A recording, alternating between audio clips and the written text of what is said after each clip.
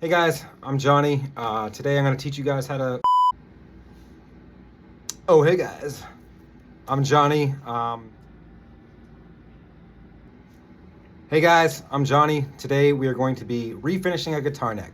I'm going to teach you how to take that sticky gloss new paint off the neck of a guitar, bring it down to bare wood, oil it up, wax it up, and get it gliding like lightning. Bring out your inner Shreddy Murphy. So hopefully you learned something, and if you like what you see, please comment, subscribe, all those things that YouTubers say. And without further ado, let's get into it.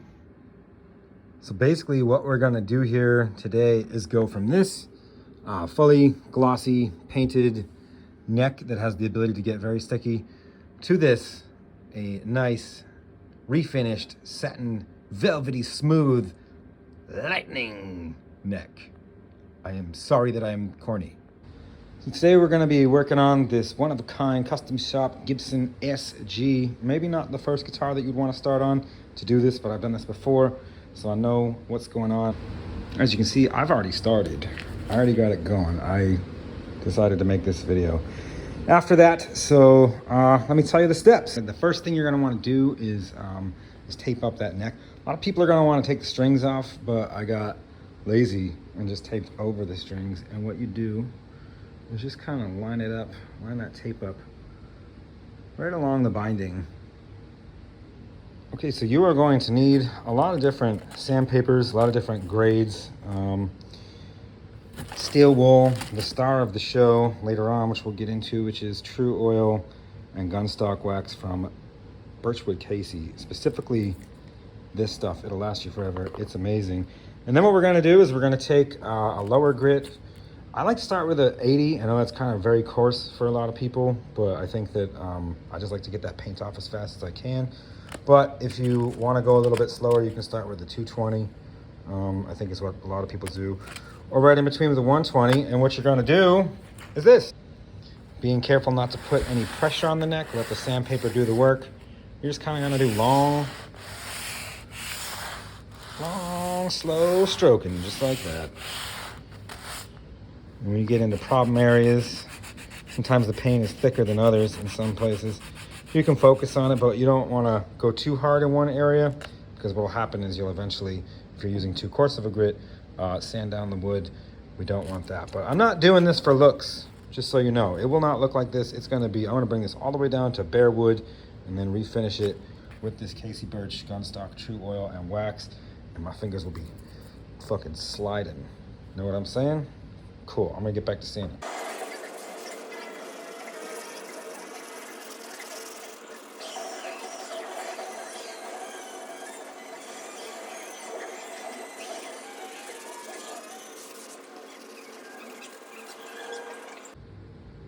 Now, if you catch yourself at a moment where you have sanded off your tape, which is going to happen, it's bound to happen, no problem. Take a break, retape it, because you don't really want to sand through the binding. If you do, it's okay. You're going to see later we might hit it with a little bit of steel wool.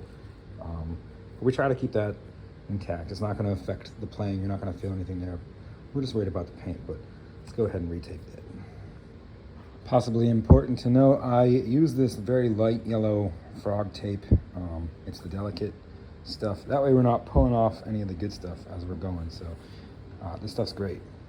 Don't use duct tape. Yellow frog tape. All right, so I lied. I am gonna keep some of this paint on just up here, just right there, because it does kind of look cool. I do think it looks cool. It's kind of got some like Eye of Sauron, Lord of the Rings vibes, and it kind of matches like the Batwing shape of the SG. Kept a little reverse image of it up there too. What I'm gonna do now is I'm going to take a cloth and I'm just gonna wipe all the dust down. You're gonna wanna have a few of these handy that you don't mind messing up. A couple rags. Yep, that's the next step. Okay, so I gave it a dry wipe down. What I'm gonna do now is I've got my rag just very lightly wet with just water for the moment. And I'm gonna wipe it down lightly, just one to get any remaining dust off. But also what that's gonna do is show me if there's any inconsistencies in where I've been sanding. And maybe most importantly, what it's gonna do is called whisker the wood. And what that does There's any fine little hairs, as it's drying, are gonna kind of lift up. You're gonna see fine little fibers, which will make it easier to sand down once I move into my finer grains. So we're gonna let that dry. Check for the whiskers. You can kind of see what the color is gonna look like though now. Pretty cool. All right, so now that it's dry, I can see where there's still little areas of moisture, and that is, I believe, where the paint that might be still on there is kind of trapping a little bit of moisture, whereas the rest of it's dry. So those are the areas that I'm going to focus on next. Yep.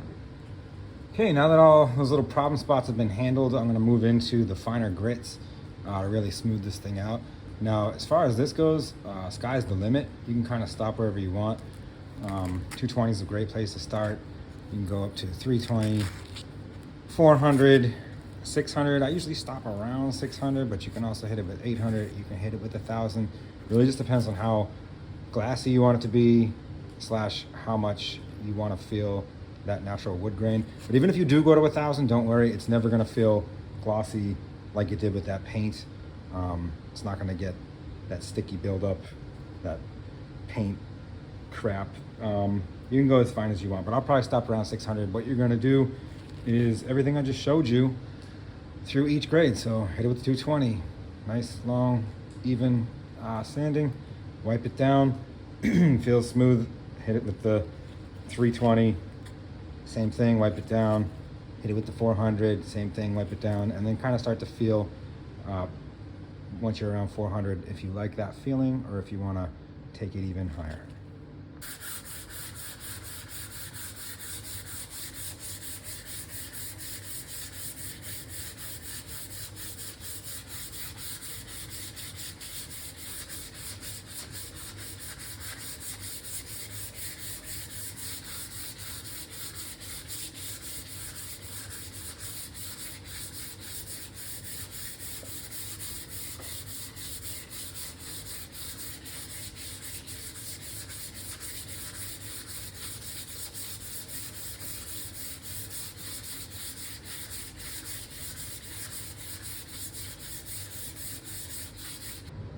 All right, so there is one more little step we can do before we get to the oil.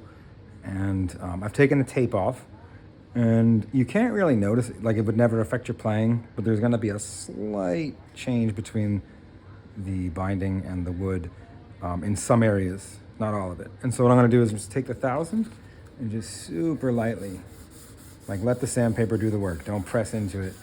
Very lightly, just kind of hit where the binding meets the edge of the wood there to just smooth out any little bevel that you might have. Boom. That's all it took. And it's seamless at this point. So I'm gonna do that on both sides, and then I'm gonna tape it right back up. All right, guys, we did it. We made it to the fun part. The sandpaper is gone. Everything is set up. We're retaped.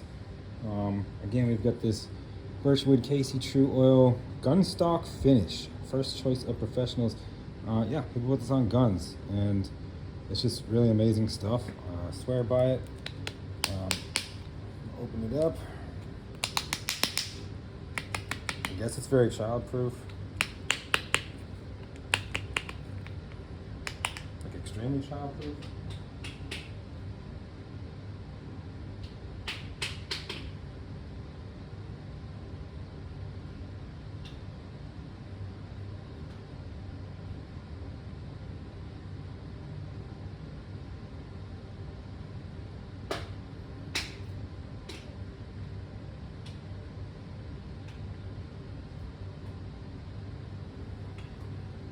That took me way too long to admit how long it took to open up.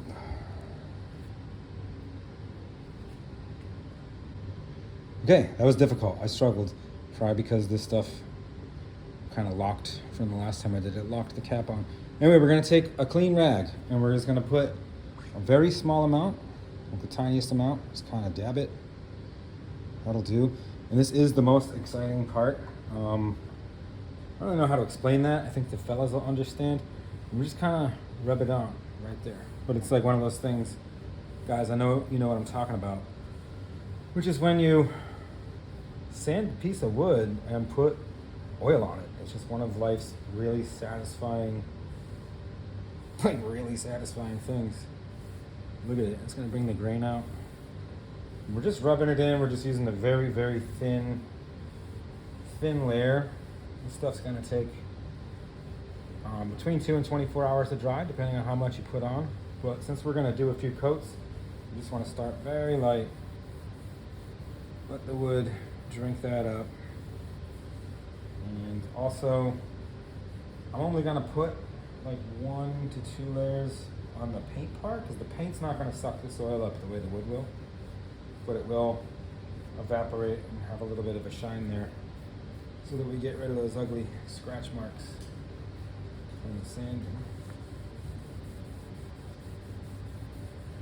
Just like that, nice even spread. I don't know if you can see, you can probably see better down here, but when I put it on the paint, it shines it right up, but you know that's not gonna absorb, it's just gonna have to kind of evaporate off. Just rubbing it in. Super thin coat, because what will happen is this stuff, if you put it on too thick, it'll get very tacky, and then it's harder to steel wool it down, and it's going to take 24 hours in between coats. I like to put it on so thin that I know in 2 hours I can come back and put my second coat on. And don't be surprised, obviously, if it took you 4 hours to get to this point. Sanding is the worst part of the job. Now we're just going to kind of let it rest, keep it safe, and we're going to repeat this step. No, actually, we're not. We're going to come back and do something as soon as it's dry. I'll show you what that is in a second. A couple hours for me, and a second for you. And while we're waiting on that one to dry, I do want to show you one that's finished on one of my, probably my favorite acoustic guitar ever, honestly. But I did this.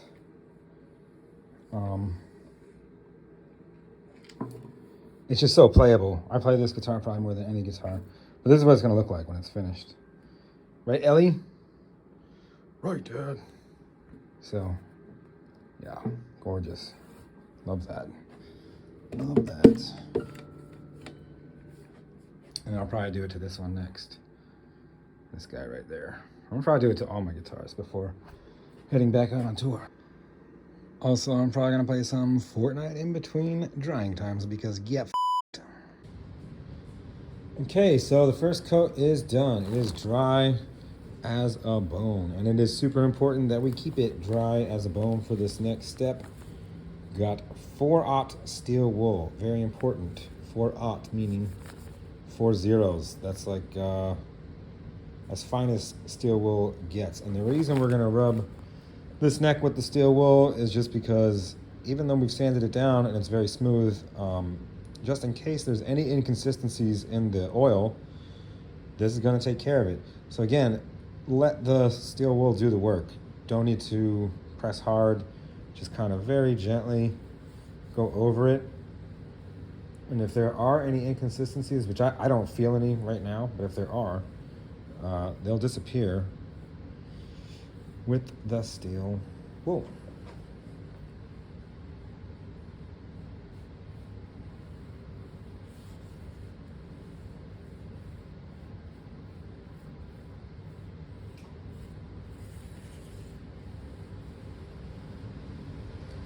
So that's it. It's that simple with the steel wool. And then you're going to take your dry cloth. Very important that you use your dry cloth and not your wet cloth.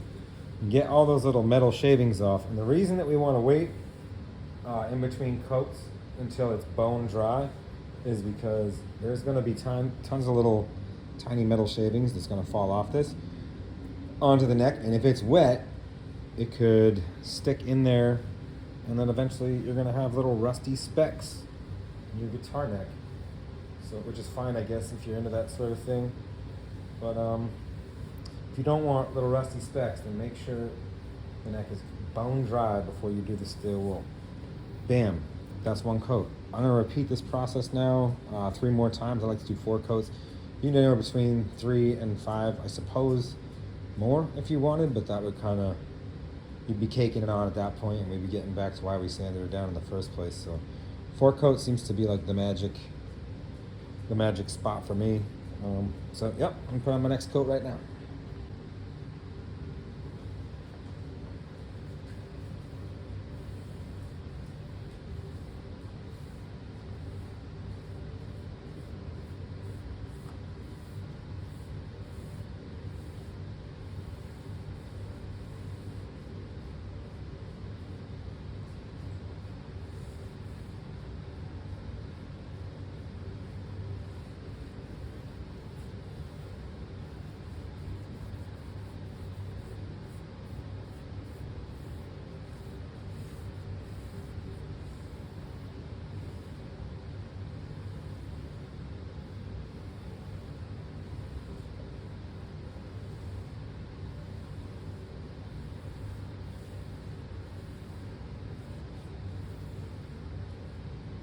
That's it. Again, I put it on super thin. In 2 more hours, I'm gonna be able to put on coat number, well, I'll be able to use the steel wool again and then put on coat number 3, 2 more, and move on to the wax. We're getting there, baby. While we let that coat dry, I'm gonna take a quick moment to just let you know that everything you're seeing here today, I learned as well by watching YouTube instructional videos on how to refinish guitar necks, specifically Ben Eller, I believe is his name. So shout outs to Ben Eller for giving the knowledge on your video. Hopefully I can pass it on even further along in this world. Shouts to Ben. All right, guys, we're almost there. It's day 2. And as you can see, smooth like butter. This has 4 coats on it. I put the last coat on last night and then I let it cure overnight just to make sure that it was absolutely dry before I gave it the final steel wool application, and it's just so smooth right now. It's incredible. And then if you look here, remember those white lines from yesterday? They are much less visible. I mean, obviously you still see it, but with the steel wool, after the oil was up here, and you put the steel wool on, you're able to kind of make those even finer, so it just kind of has like a faded satin, well-worn, well-enjoyed type of look to it. But also, once I put the wax on there, that'll gloss up even more. It'll be even less noticeable, and it'll blend into the original finish. But this is so smooth right now. I could literally like rub Cheez-Its into the Cheetos, something cheesy, into the palm of my hands, and play this guitar, and it wouldn't build up on here. You know, it's just gonna slide right off. Unlike when you have the gloss paint, which, as you know, gets caked and sticky. So we have one more step before we put the wax on. The wax also is optional. You don't have to do it, but I like to do it because it adds just one more protection from sweat and grime for this wood. But we've got one more step, and what I'm gonna do is it's repetition. I'm just gonna take this tape off, and I'm gonna hit the edges here with a little bit of steel wool, and then we're gonna wax it.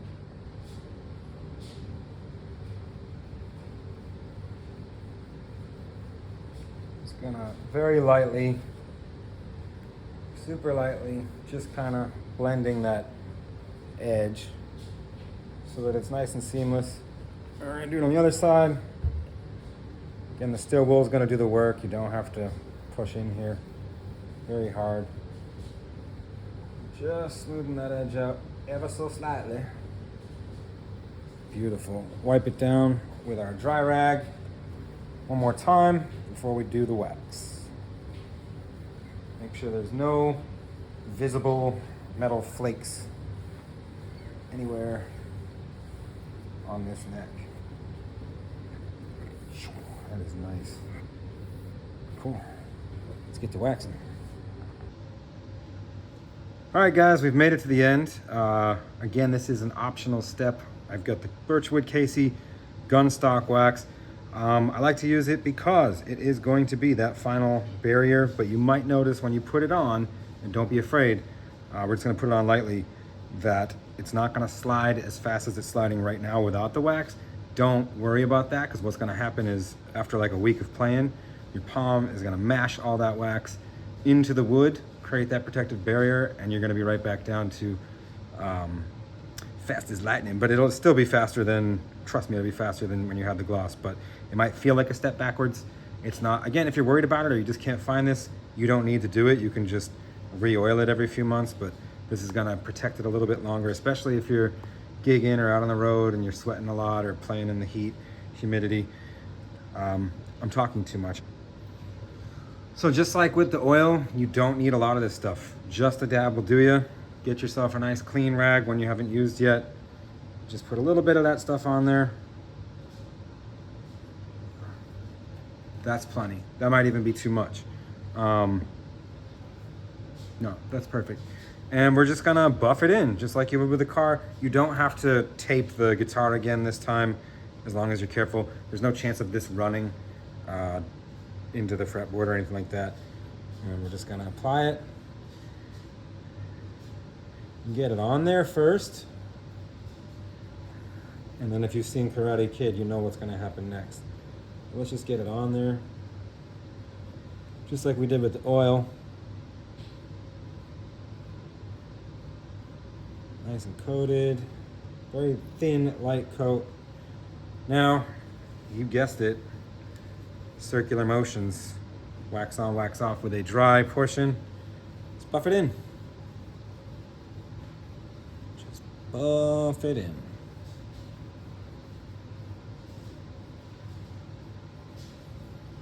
Nice even spread. There's no wrong way to wax this guitar. Again, it's going to eventually wear off.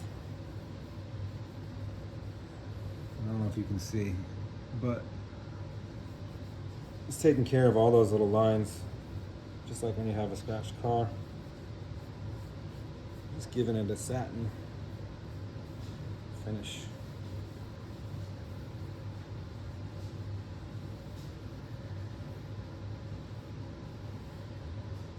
Ta-da!